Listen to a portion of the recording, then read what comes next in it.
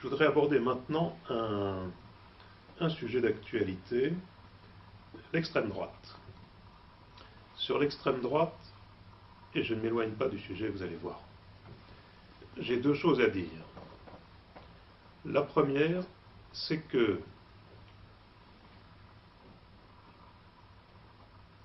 les groupuscules fascistes qui sont en train de prendre de l'importance dans notre pays, notamment à l'occasion des prochaines élections.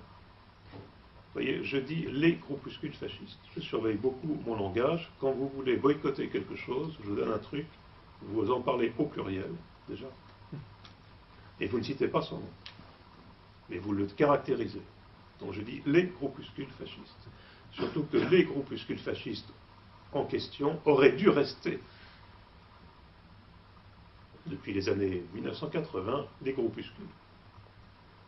Malheureusement, comme dans ces groupuscules, il y a des gens forts en gueule, des marionnettes choyées par les médias, et bien justement, les médias les ont invités régulièrement, notamment à la télévision, depuis les années 80.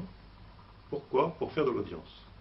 Il y a des hommes politiques ou des femmes politiques qui font plus d'audience à des fins publicitaires que d'autres, parce que ce sont des marionnettes plus ou moins pittoresques, plus ou moins drôles. Donc, ce dont j'ai été le témoin dans les années 80 et 90, surtout au début des années 90 d'ailleurs, puisque j'étais encore téléspectateur à l'époque, je ne le suis plus, c'est le malin plaisir que les journalistes avaient d'inviter certaines marionnettes fascistes à la télévision pour faire de l'audience. Donc la presse est la première responsable de la croissance de ces groupuscules, qui auraient dû rester des groupuscules, et qui malheureusement ont pris une importance que vous savez, et procèdent comme les marques commerciales, par infection, par purulence, et finissent par envahir le terrain mental et paysager par leurs affiches. Ça, c'est la première chose que je voulais dire, et que l'actualité m'oblige à dire. La deuxième chose, c'est qu'il y a une publiphobie d'extrême droite, très importante. J'en ai été victime moi-même. Depuis 30 ans, même plus, que je me bats contre la publicité. J'ai rencontré, inutile de vous le dire, des centaines, je ne peux pas dire des milliers, mais des centaines de personnes, des militants, des sympathisants. Et dans 99% des cas, j'ai toujours partagé des valeurs morales profondes, des affinités, pas toujours définies, avec les gens que j'ai côtoyés, que j'ai rencontrés. Et il y a eu régulièrement, je vais dire à hauteur de 0,5%, une personne de temps en temps, chez qui j'ai senti quelque chose de particulier, de différent, que je ne partageais pas. Et à tous les niveaux, parfois militants de base, et parfois, hélas, représentants d'associations, responsables d'associations, même au plus haut niveau. Donc j'ai été victime, j'ai été piégé, je le reconnais, et je m'en suis même rendu compte encore assez récemment. Donc je vous dis ça pourquoi? Parce qu'il y a une vraie publiphobie à l'extrême droite, donc l'extrême droite drague le mouvement antipublicitaire, fait de l'entrisme, essaye de l'entraîner sur des terrains où le mouvement ne devrait pas aller. En deux mots, j'explique la chose de la manière suivante. La publicité est une machine industrielle, une espèce de canonnade sémiotique qui chauffe la machine morale, qui chauffe la machine cérébrale et qui nous impose des valeurs d'une manière brutale. Le problème dans la publicité ou la surpublicité, c'est la brutalité des procédés. Ce n'est pas ce qu'elle nous raconte, c'est la brutalité. Mais comme la publicité divulgue à haute dose et en permanence un ordre immoral, à commencer par, comme ça a été dit hier dans la pièce de théâtre, le déploiement des corps de femmes, d'hommes et surtout de femmes et d'enfants sur les affiches, par exemple, pas seulement, comme elles diffusent brutalement un ordre immoral, ça suscite chez un certain nombre d'esprits faibles un retour à l'ordre moral, et finalement l'ordre immoral instauré par la publicité n'est qu'un ordre moral inversé. Et donc ça provoque chez certaines personnes un désir d'ordre moral, un désir de retour à des valeurs qui sont celles de l'extrême droite, des valeurs de crispation intellectuelle et de haine intercommunauté, des pratiques de bouc émissaire, suivez mon regard, antisémitisme, par exemple, au premier chef. Donc la publicité est directement responsable, à mon avis, de la montée de l'extrême droite. Pour les deux raisons que j'ai dit. Je voulais juste aborder ce thème. Mais de l'extrême droite, je passe sans la moindre difficulté au fondamentalisme, les coupeurs de tête. J'ai ma petite idée sur les coupeurs de tête. Quand les têtes ont commencé à tomber, je ne parle pas du Moyen-Âge, enfin du premier Moyen-Âge, je parle du deuxième Moyen-Âge, c'est-à-dire notre époque. Il y a environ 1 an et demi. Un guide, notamment un guide français, un guide de montagne de Nice, je crois, qui s'est fait couper la tête en Algérie et qui n'avait, je crois, absolument rien d'un politique ou d'un militant dans aucun domaine. C'était un brave guide de haute montagne. Et puis il y en a eu d'autres, il y a eu des Américains, des Français, des Arabes, il y a eu de tout. Alors, ce que je vais vous dire là, et je vous ai dit au début que je parlais en électron libre, donc ce que je dis là n'engage que moi. Mais quand j'ai appris que les têtes commençaient à tomber, je me suis dit, mais comment est-ce qu'un être humain normalement constitué peut couper une tête à un autre? Et qu'est-ce qu'il a lui dans sa propre tête au moment où il en coupe une autre? Il n'y a pas rien. Les coupeurs de tête n'ont pas une tête vide. Ils ont quelque chose dans la tête. Au moment, alors je sais, on dit, ils se droguent, ils boivent, ils sont dans un état second au moment où ils coupent la tête. D'accord, peut-être. N'empêche qu'ils ont quelque chose dans la caboche. Ils ont des images, ils ont des dogmes, ils ont des convictions, ils ont des rancœurs, des pulsions, des haines. Mon interprétation à moi, qui vaut ce qu'elle vaut, c'est que ces gens-là qui ont la haine de l'Occident ont de l'Occident, de nos régions à nous, l'image qui leur est apportée par les médias, puisque les médias ont partout, comme vous le savez, grâce aux antennes paraboliques, et au premier rang des médias, la publicité. Et je parlais de la brutalité de la propagande publicitaire. Je pense que dans ces esprits faibles, qui sont certes travaillés par certaines religions au fil des siècles, d'accord, mais la publicité dans sa brutalité suscite des anticorps, en quelque sorte, dans la tête de ces gens-là. C'est mon interprétation. Et ils ont des valeurs je ne suis pas là pour les juger. Leur religion, leur morale, ça les regarde. Et le problème, c'est que la publicité réveille chez eux une espèce, à mon avis, une espèce d'instinct de conservation et une envie de vengeance.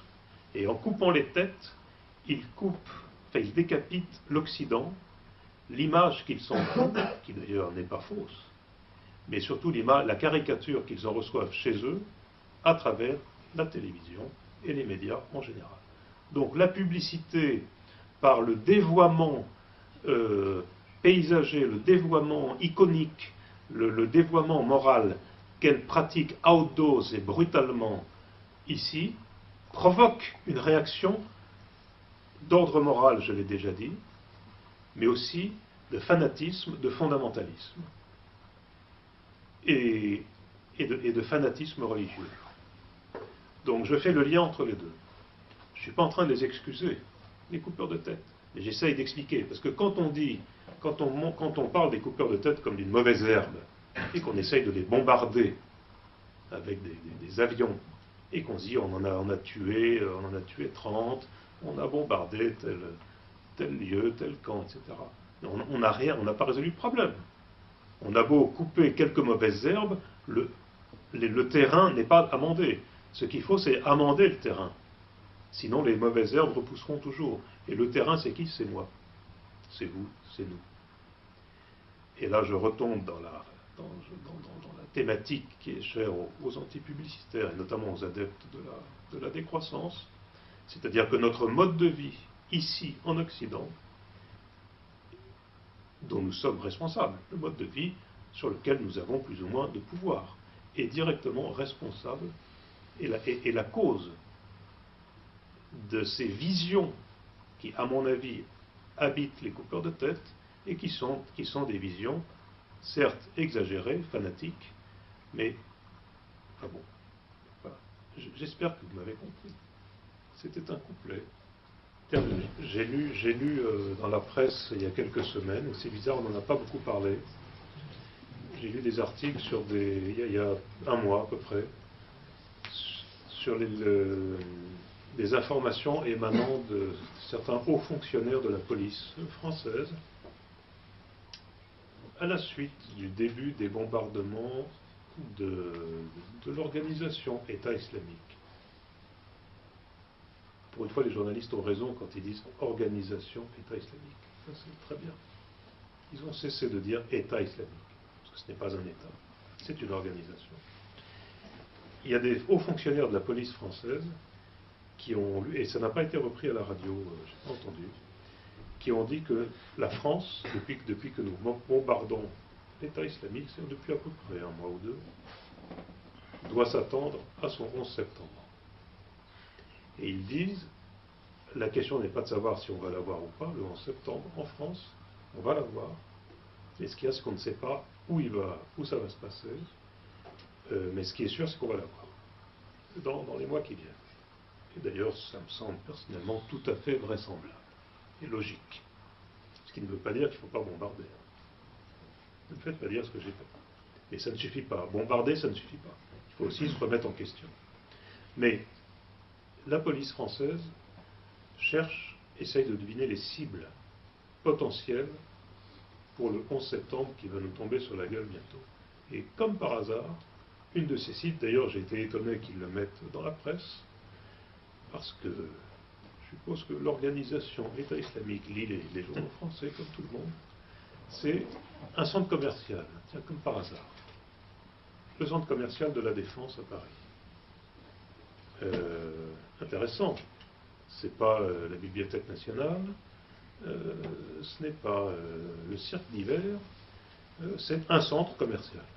Donc, voilà. Alors, je ne sais pas si la police française est bien informée, je ne sais pas, peut-être, oui, peut-être que non. Enfin, en tout cas, voilà, ils ont dit, ça peut se produire là.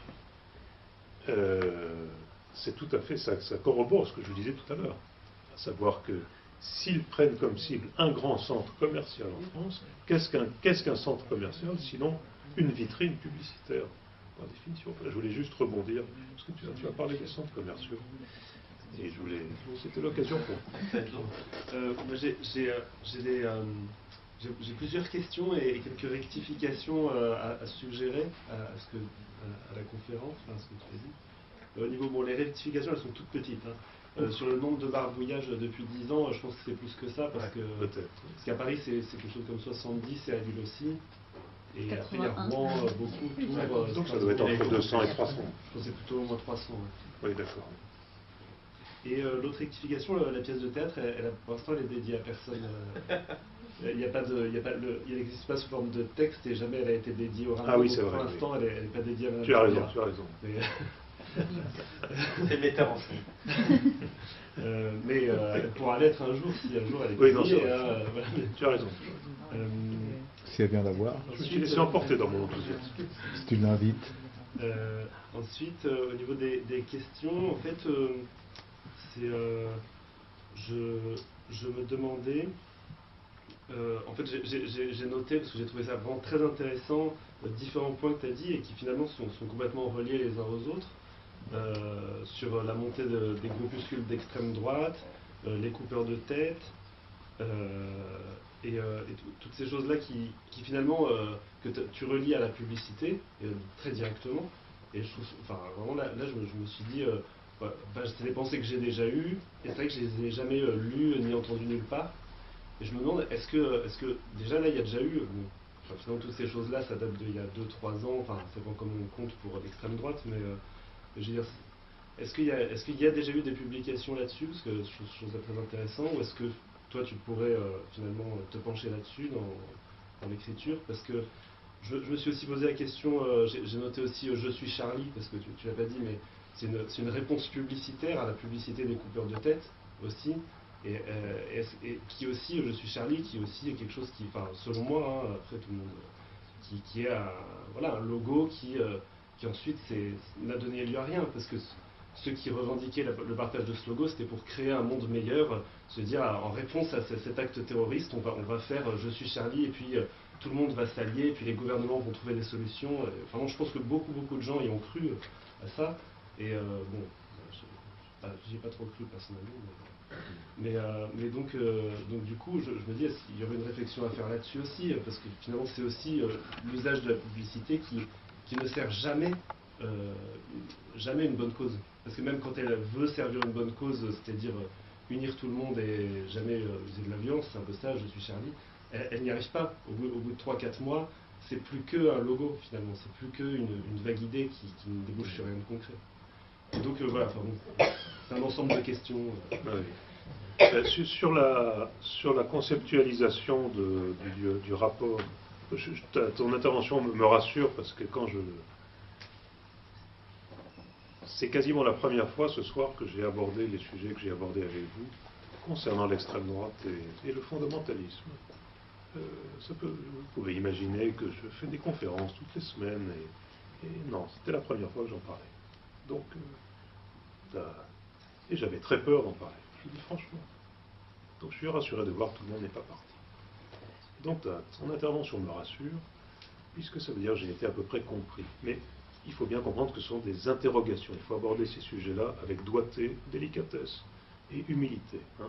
J'ai posé des questions, j'ai émis des hypothèses. Alors concernant justement le lien entre l'extrême droite et les coupeurs de tête d'une part et la publicité d'autre part, non, pour moi c'est une pensée qui m'est très personnelle, que j'ai expérimentée en direct ce soir avec vous. Je vois qu'apparemment vous n'avez pas sauté au plafond, donc c'est plutôt bon signe. Je continuerai dans cette recherche, mais c'est une recherche personnelle. Parce que pour l'extrême droite, c'est une observation que je fais depuis le début des années 90. Tout de suite, j'ai vu ça, tout de suite. Il y avait deux marionnettes qui amusaient beaucoup. Il y en a une que je cite parce que je ne suis pas anticommuniste. C'est Georges Marchais. Georges Marchais, si certains d'entre vous se souviennent de lui, c'était une marionnette extraordinaire, il était drôle, très invité par les médias. Et puis l'autre marionnette, que je ne cite pas parce que je la boycotte, qui appartenait à un groupuscule fasciste, mais qui sont pour moi, ces deux-là sont deux marionnettes équivalentes sur le plan de la grossièreté théâtrale et de la grossièreté médiatique. Ces deux personnes-là étaient invitées abondamment. Et j'ai vu des anticommunistes, j'ai connu des téléspectateurs qui adoraient quand Georges Marchais passait à la télévision, et qui pourtant étaient non communistes ou anticommunistes. Georges Marchais, pour les plus jeunes d'entre vous, c'était le premier secrétaire du Parti communiste à une époque,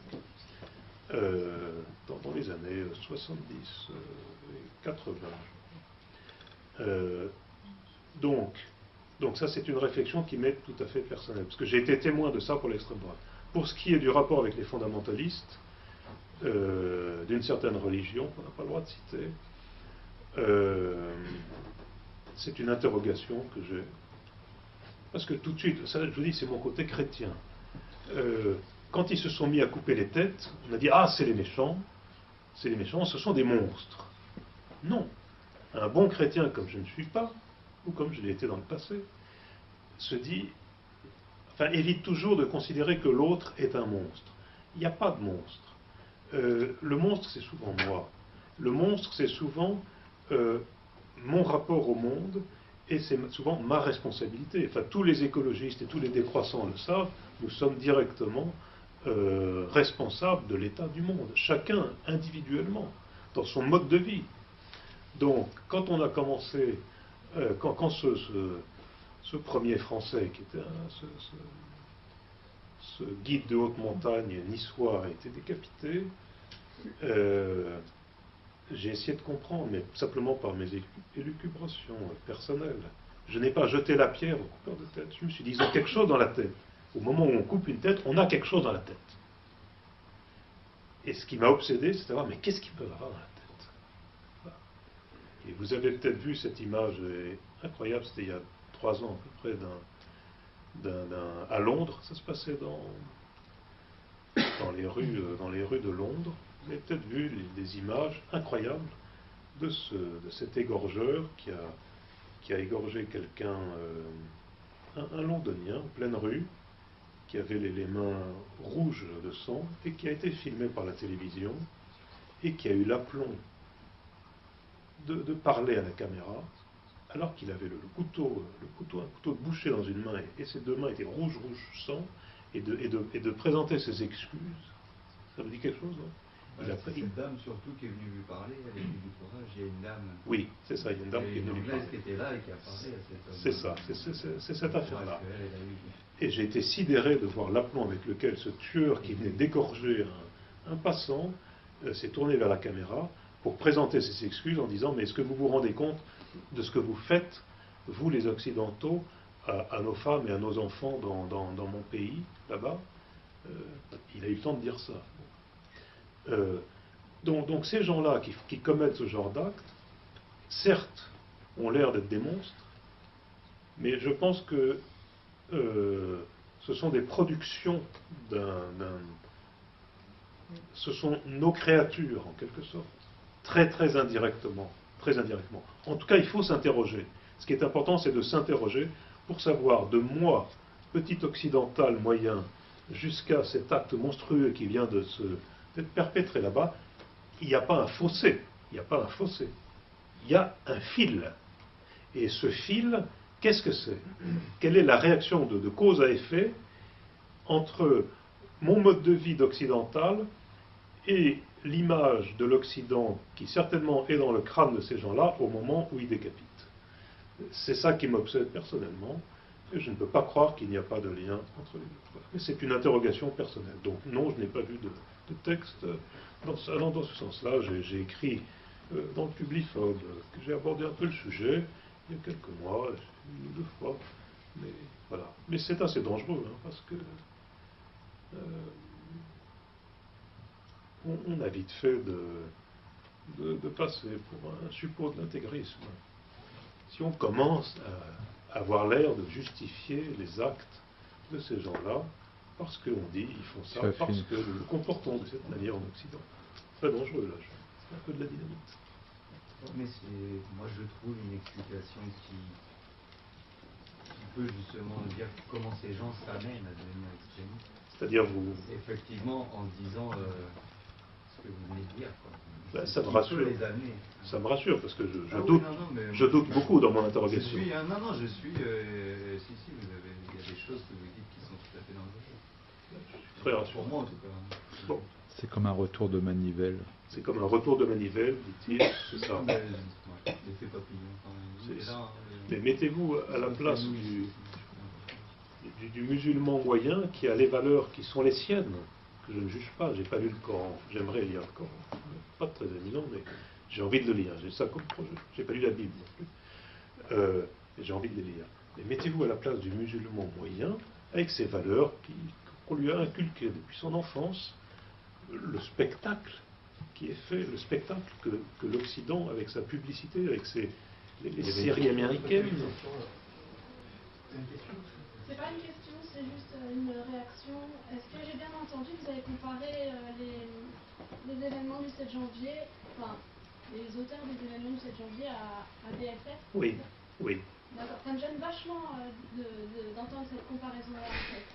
Parce que les actes commis par les SS et les actes qui ont été commis là, début janvier, enfin, je trouve que c'est vraiment incomparable. Alors, c'est con parce que là, du coup, en plus, plusieurs fois, je crois que j'ai décroché et tout, mais... Et pas directement de lien avec tout ce qui a été dit, mais je trouve ça hyper gênant en fait de devoir être associé à ce propos-là. Je suis désolée, non, je suis pas désolée en fait. Soyez pas m'exprimer désolée. là-dessus. Parce que c'est quand même tout l'inverse qui se passe clairement là. On est dans un contexte purement islamophobe en fait. Et du coup, dire que c'est eux qui ont été les SS, alors que les SS c'est clairement des gens qui à une époque ont opprimé des populations en toute connaissance de cause et en ayant tout à fait conscience de ce qu'ils faisaient, avec les pires horreurs et les pires techniques de torture qui puissent exister. Très très belle imagination d'ailleurs, merveilleux. Et du coup là, je suis vraiment pas du tout persuadée de la comparaison quoi. Je suis vraiment, voilà, je pense que c'est. Je crois pas que les SS torturaient. Hein. Comment? Les SS ne torturaient pas, ils flinguaient. Non, mais, Ils flinguaient. C'était pas la Gestapo. Des actes associés. Oui, d'accord. Dans un contexte qui n'était pas du tout le même. Oui, non. Voilà, je suis hyper gênée par Bon, pardon. cette comparaison parce que. Pardon si je vous ai heurté.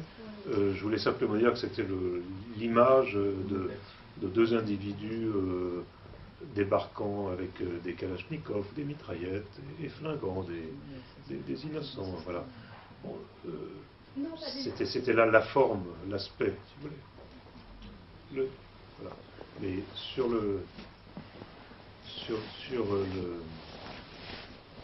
l'islamophobie de Charlie Hebdo, vous voulez m'entendre là-dessus?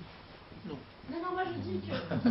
Non, il veut pas. Avec l'islamophobie de Charlie Hebdo, mais je dis surtout qu'on est dans un contexte d'islamophobie, un contexte national d'islamophobie. Voilà, c'est tout. Donc une population exprimée. Je dis pas que c'était la super façon de s'exprimer par rapport à ça et la super façon d'agir, mais c'est le contexte qui pousse une population, des personnes parmi une population à réagir et à se mettre en colère et à agir par les moyens qu'ils ont. Enfin, voilà, je ne cautionne pas du tout ce qui s'est passé, c'est pas cool. Mais voilà, je pense que la comparaison est. Mais je suis plus d'accord avec vous que vous ne croyez. Je ne sais pas si c'est le lieu de le dire, mais. Comment? Est-ce que simplement le fait de refaire pareil les caricatures par Charlie, est-ce que ce n'était pas simplement réalisé en ce